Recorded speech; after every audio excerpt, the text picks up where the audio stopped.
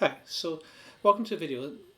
The guitar I'm holding, the electric one here, is the one you'll see in most of my videos. It's my primary guitar that I use at the moment. The other one was my very first guitar, and it was an acoustic guitar. So the difference, acoustic is the hollow ones that you can play without amplifier, and you can get either steel string like this is, or nylon string, which are sometimes called classical guitar. And then the electric, of course, you have to plug in. Now, so that's the first decision to make when if you think about buying a guitar is what type of guitar do you want? Do you want a nylon string, the acoustic steel string, or an electric? And there's not one right answer that fits everyone. Some instructors and some more advanced players will push you towards one type of guitar, but it's up to what you want to get out of the guitar. And that comes down to, I would say, three primary things. One is what genre of music are you interested in? If you primarily listen to music that only uses electric or primarily uses electric, such as rock, metal, stuff like that, then I would say go ahead and just get an electric. Because if you buy an acoustic or a nylon string guitar, after you get a little bit of ability, you're not going to be happy with it anymore. And you're going to have to buy another one because you're not going to be able to play a lot of the music in the genre that you're interested in, and it's not going to sound like that. So you might as well just go ahead and start off with where you're going to eventually get to. It'll save you some money and frustration. I know because I started off on acoustic. I started this one because my brother had it, and I decided I wanted to start playing guitar, and that this was already in the house, so I picked it up and just started playing it. It actually took me a couple years before I could save enough money to buy an electric and amp. So I was mostly into like metal stuff, like Ozzy, Iron Maiden, and stuff. So I'm playing that on the acoustic, and because I really wanted to play, that was fine. But I would have been much happier if I was playing on electric. It would have been easier to play on electric. But if you like, for example, the nylon string guitar is primarily used in classical music and finger picking. So if you're not interested in that, I would take that right off the board, right to begin with. So it comes down to the acoustic or the electric. The acoustic, there are of course certain genres of music that works best, and you'll see a lot of singers who just want to strum some chords playing that. A lot of old style country, some folk, and again a lot of different styles can use the acoustic. And they have other advantages beyond genres. So the genre is a big thing, but also portability and ability to use it with or without an amp. Which do you need? Acoustic guitar you can carry anywhere. You don't need to plug in. So if you find yourself practicing in a lot of different rooms of the house and don't want to have to move a amplifier from room to room, and you play outside and you play in parks and do stuff like that, and you could buy a battery operated amplifier and use electric. But for most part, if you're finding that you need to be able to move around a lot to different rooms, different locations outside, then even if it's not your first choice genre wise, you might choose acoustic because it allows you to do that more easily. Compared to if you're mostly playing in one room, like your bedroom or wherever, with your amp, then that's not really a factor. The ability to move easily doesn't matter because you're just plugging in and you're playing in the same in your bedroom or wherever you're playing all the time. Or if you want, another factor is volume. Electric can get a lot louder than acoustic just by turning it up. But if you turn the volume down or unplug it, it makes almost no sound. So electric has the ability to go louder and softer than acoustic. So if you want to be able to play without disturbing other people, you can definitely do that with the electric. It's easier than the acoustic, especially because beginners usually hit very hard. And the only way to make acoustic sound quieter is by playing softer. It all comes from your pick. So, and how you're strumming if they're picking it. So if I'm playing very soft, I can make it sound soft. But if I'm playing hard, it's going to be louder, and it's always going to be louder. So if I'm strumming, loud chords, and you're practicing in the middle of the night and people are sleeping, that might be worse than the electric. So I'd say the main things to think of on which guitar you're going to pick is your ability to control volume, your ability to, on the acoustic, move it from room to room or go outside with it more easily. And if neither of those are that important to you, then genre should be the number one you're thinking is this the type of guitar you want to play in the future, the type of guitar that plays the style of music you're interested in. There is some ease of play issues, but that doesn't necessarily go from one type of guitar to another. I would say as a whole, electrics are a little bit easier to play. The reason for that is electrics tend to, not always, but tend to have lower action, which means the height of the string is lower. And you can put lighter gauge strings on, which require less strength or pressure on them. And if you are looking for ease of play, a lot of times if you buy a new guitar, they come with heavier strings than you actually need. I would recommend, if you're buying electric, to go down to a 9 gauge. There are lower, even thinner gauges than that, but 9 gives you a fairly ease of playability and still a decent sound. A lot of guitars though come strung with a 10 gauge. So, next time if you buy a new guitar, when you change strings, just make sure you get 9s put on. I'd recommend if you want it to be relatively easy. Acoustics come even heavier strings, which make them a little bit harder to play. So I would go on acoustic to extra light strings. 9s on electric are considered light strings, but 9s and 10s are both considered light. That's why I'm specifying the difference. Extra light strings on acoustic are still heavier than the lights on electric. So that's why I'd go a gauge lighter for acoustic than I would for electric, to try and get a more similar feel, which doesn't require as much strength and endurance. Okay. So some things to look at once you've already decided, okay, I've decided I'm going to do electric, or I've decided I'm going to do acoustic or classical, to look at. Action, I kind of mentioned momentarily. Action is the height of the strings, away from the neck.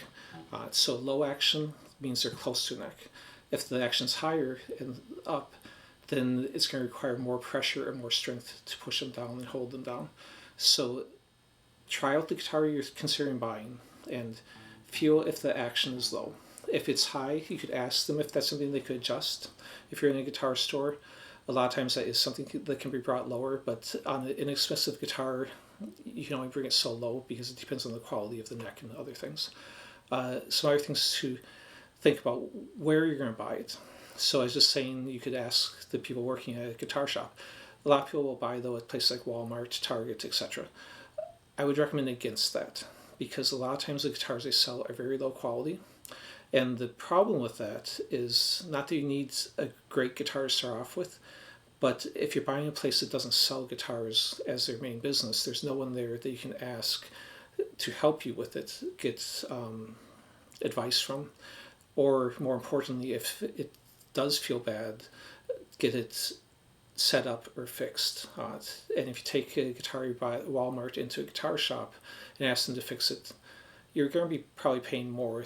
If you had actually bought the guitar there and it was bought there recently, they'll probably fix or adjust the things either for free or for very little charge, compared to if you bought it somewhere else.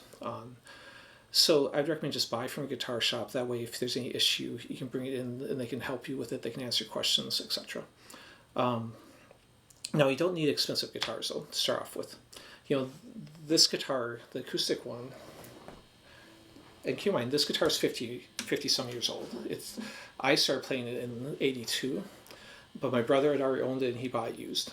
But it's still very, even though the strings are very dead on, because I haven't played this guitar in probably a few years actually on it. So, but